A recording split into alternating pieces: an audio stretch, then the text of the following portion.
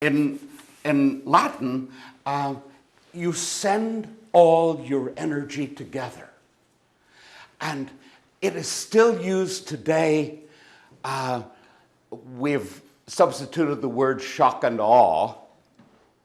You know what shock and awe means? Well, back in World War II, General Patton, who had his tank army rolling through Europe, defeating the Nazis through France and Germany, and Patton all the time in his writings talked about, I committed my force today. I committed. That meant he didn't send a bunch of tanks around here and another bunch down here and another. You know, he didn't disperse them. He said, I committed my force, which meant he just went like, you know, hell for leather, straight ahead, took them on, and, you know, so commit. Julius Caesar used it when he talked about sending all his legions down on my ancestors, the Celts in Gaul. He talked about committing his legions. He would send his cavalry and his foot soldiers, his legionnaires, all down like one road.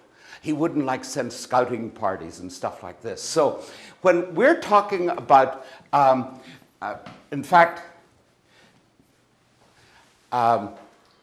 you may have heard people say that men have a problem with commitment. Have you ever heard that? No. Men have a problem with commitment. Do they? Yes. Depends which man. Huh? It depends which man. Well, yeah, but you'll hear that phrase, and you know, it's completely misguided.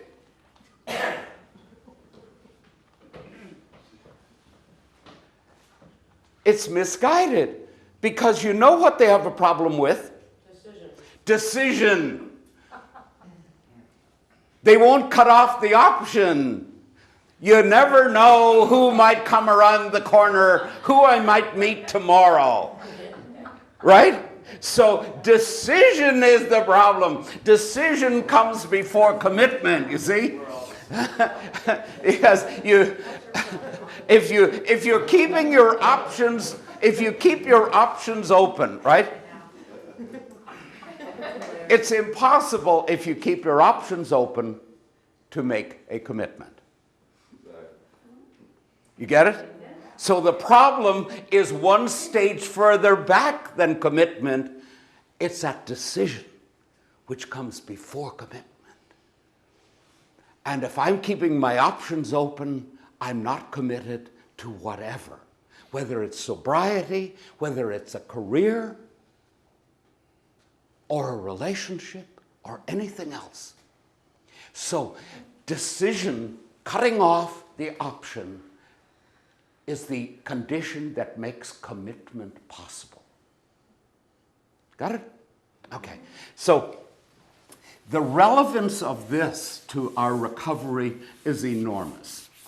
Because if I am still playing in my mind with little options, like, you know that thought that comes up? I never really had a problem with weed. I might try weed maintenance program. Have any of you tried the marijuana maintenance program? Yeah. Do you know what you were doing is you were keeping that option open, right? There's got to be something that I can use that will alter my mood. I'm going to cling to whatever it is. It's like the person going off cigarettes, but they are going to start breaking them up and putting them in a pipe. You know, and say, I'm off cigarettes. Ah, yes, I've taken up the pipe. You know, I mean, it's like, you know, the clean cut is not made. And actually, sometimes we make the clean cut at the beginning, and then our mind starts playing tricks with us, and it opens that little option once again. You know, here we are, we're doing nicely, we have made a decision, we have committed, we're doing really well, and actually, as long as I'm totally committed, this effort is easy.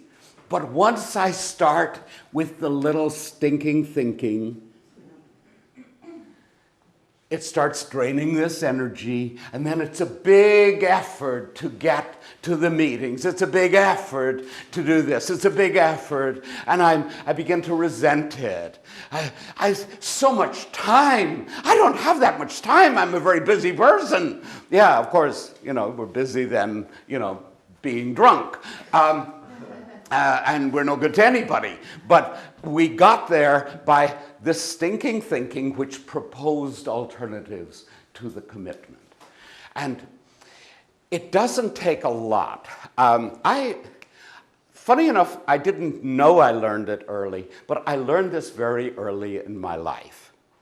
I come from a small town, as I mentioned, in County Tyrone, Northern Ireland. And in the town, our families have been there like for thousands of years.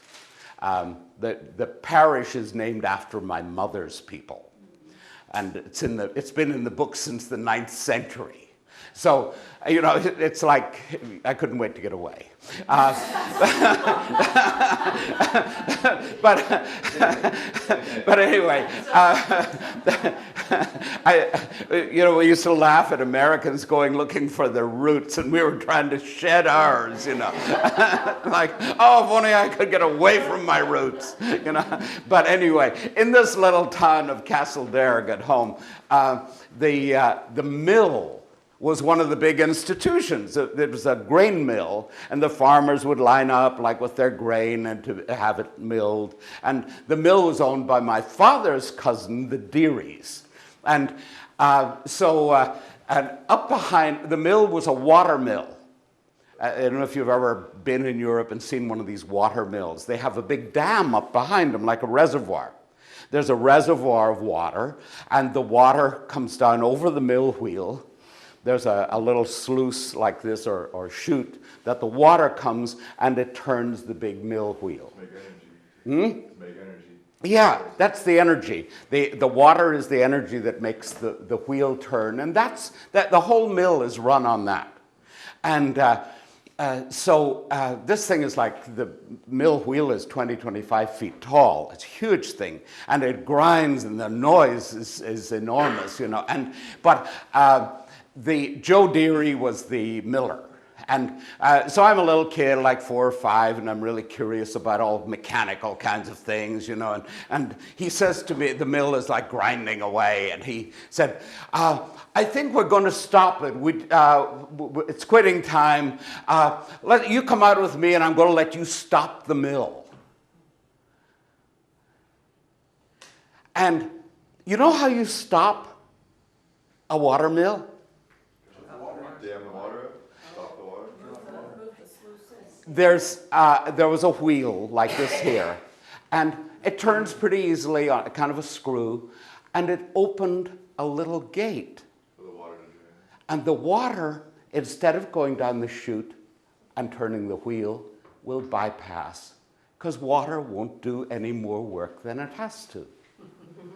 Energy follows the line of least resistance. So you open this little wooden gate, it rises up, and pretty soon the wheel grinds to a stop. That's how you stop the water mill. This is how you stop recovery. You open the little gate here, and you let energy go here. We are an energy system, and the direction of the energy is determined by our thinking.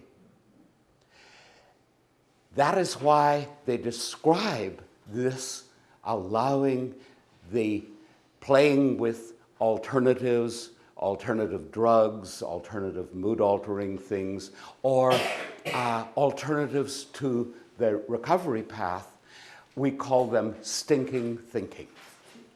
And it's about thinking. It's about when we open we open that sluice gate, and our energy follows the line of least resistance, just as anything else. On that subject, do we have any procrastinators? Oh, yes. Both of mine. Yeah. You know, procrastinators follow this too, you know. Do you realize that? This is the cause of procrastination. Because you have a task and it's not due till tomorrow night. Right? Which takes the more energy, doing it today or doing it tomorrow? Which takes the more immediate call for energy?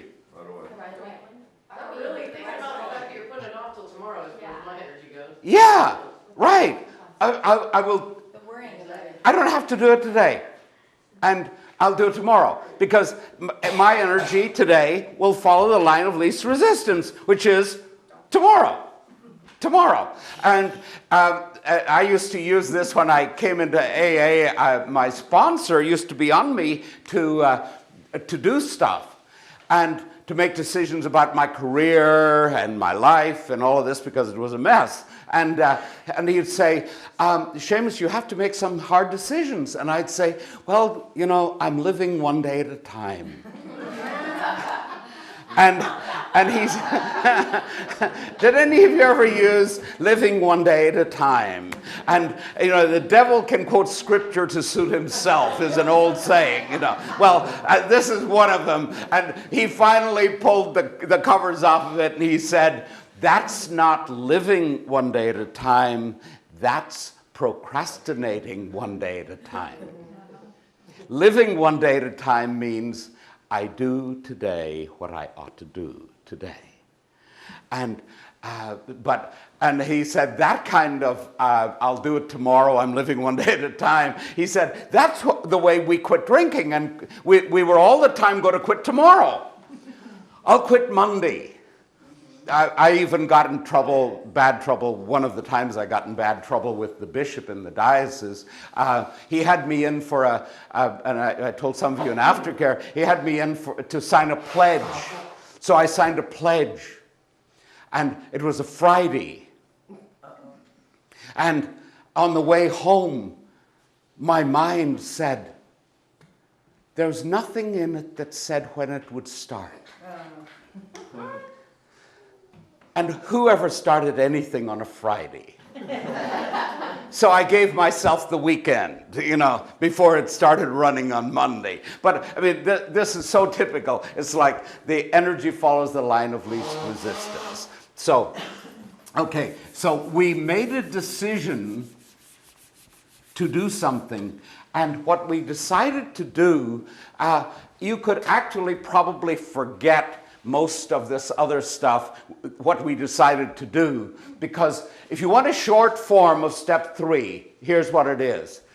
I made a decision to do the other steps, to follow the path. I made a decision to follow the path. For me to decide to take my car to the mechanic, I didn't have to know about carburetors, fuel injections. I didn't have to be able to distinguish all of those kinds of things. You know, that it might have been the fuel injection jets, or it might have been this or that, or the timing, or whatever. I didn't need to know that at that point. I just had to know I was turning my car over to Sven, who presumably knew. Well, that's what step 3, the short form is. I decided I was going to work the steps of this program. And the steps are not destinations. Steps are something that lead us from one place to another place, like your stairs. Step 3, on your stairs, you have a bed upstairs, right? Are you going to spend the night on the 3rd step of the stairs? Steps are not destinations. They are things that lead from one place to another place. And that's why I want to give you that idea of the trajectory of it, that you set out on step 3 and you go to step 12. And that's the decision of step 3. You have realized that there's only one remedy for our condition, this vital spiritual experience or psychic change. The way you get it is by the steps, and in step 3, you decide to take the steps. That's the kind of the table of contents of this program. And I think before you leave, it's really important you get that clear so you know what you're doing. I don't expect, and I think it's demeaning to expect intelligent people to go doing stuff without any idea at all of why they're doing it. So there's one remedy for our hopeless condition. We get it by working the steps. Step 12 says, having had this as the result of the steps. So step 3, I've decided to work the steps to get this change. Yeah? So in other words, you could say I made a decision to cut off the alternate path and commit all my energy and finish it. Right. Commit myself to this path. Yeah. That's what step 3 is. Yeah? The pruning thing, I totally get. Right. Okay. And when you get to the part where you have those sucker things Right. come out, Right. and you feel like you put the alternative back in, Right.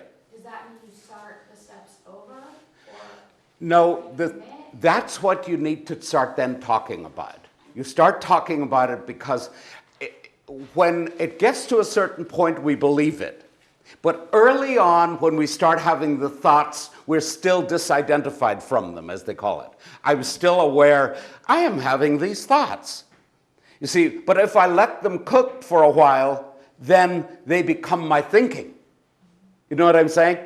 They become my thinking. But there's a point where if I watch them come in, I can talk about them as a phenomenon and not totally identified with them. But if I let them stay around, and those of you who went to catechism and Catholic schools, remember the thing about entertaining thoughts? The thoughts may enter your mind, but that's not a sin. It's only when you entertain them. And of course, they were talking about impure thoughts. And of course, as boys anyway, we said, well, I don't entertain them, but they entertain me. But anyway, the idea was that when they first proposed themselves, these thoughts are not my thinking. They are just thoughts, right? But if I let them stay around and I start rationalizing them, then they become my thinking. I sometimes think of this like, on a Sunday, if you lived around the city and you've ever gone walking in the marina in the summertime, and you see the fog come in, and it'll come in and it'll almost take over the towers of the bridge, and you can even look over sometimes and you'll just see the orange tower sticking up above the fog. Until even at that point, my mind is capable of saying, I'm having some really dangerous thoughts, right? But once, then you turn around 10 minutes later and the tower is gone, right? The fog has taken over the tower. Well, I sort of think of that like the way my thoughts can take over my thinking. And then it becomes my thinking. And I'm totally identified with them at that point. And that's when it's really dangerous. So to stay aware that these thoughts will continue, and it may be the one about weed, it may be the one about some other form of mood altering, it may be about how I'm taking up far too much time going to these meetings, they're boring, they're this, they're that, the other thing. And as a guy pointed out to me a long time ago, he said, you have a terminal condition, you have a terminal disease that will kill you as sure as God made little green apples. And if you accept that, and you're sitting at a meeting and you're bored, look down at your vein and see if there's a drip of chemotherapy going in.